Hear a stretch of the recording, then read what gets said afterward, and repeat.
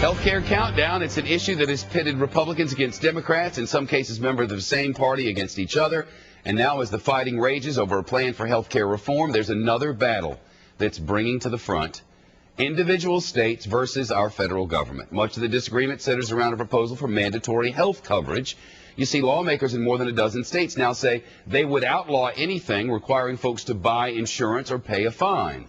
You can't require you to buy insurance, is their point. Up next, a potential legal showdown over states' rights, the Constitution, and the power of Uncle Sam.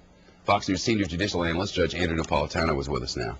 There's a constitutional issue here, and I know this because I saw you talking about it on another program on this air yesterday. Right. The government cannot make you buy insurance. The government, the federal government. That's what I meant. Right. We're not talking about but if you want to drive a car, you have to have insurance in case you hurt somebody else. That makes sense, and it's a different government. The federal government has never, in 230 years, claimed the power or had the power to force Americans against their will to purchase something. There's no authority for it in the Constitution.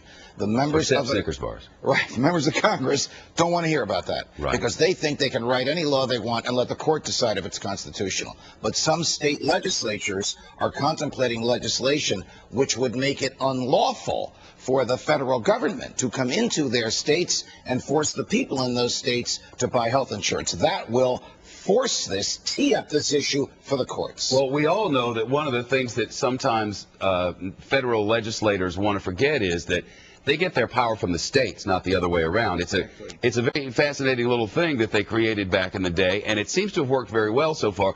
Now, you say states' rights, and everybody goes back thinking slavery and all that, but the foundation of it all just means that the grander federal government is grander because our states said it is, and that's about it. The states gave away a little bit of their sovereignty to form a federal government, to do just a little bit, to do truly federal things, run the post office, defend us in time of war, have an army, have a navy. They put some amendments in the document that outlined this, the Constitution, which said, what we don't give you, we keep. So if it's not in there, you don't have the power to do it.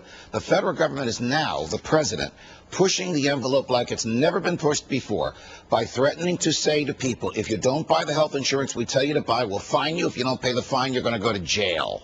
So some states are contemplating legislation that would create a conflict and force the courts to rule. Right. Of course, right now, if you don't have insurance, you don't pay for it, you don't get medical coverage along the way. Eventually, you end up in the emergency room, and we pay for it anyway. That's the argument. So that's the argument, but there's this tiny matter of the Constitution, so we'll see how that plays out. And there's a matter of freedom of choice, which the government sometimes likes to forget about. Remember when we were a capitalist nation?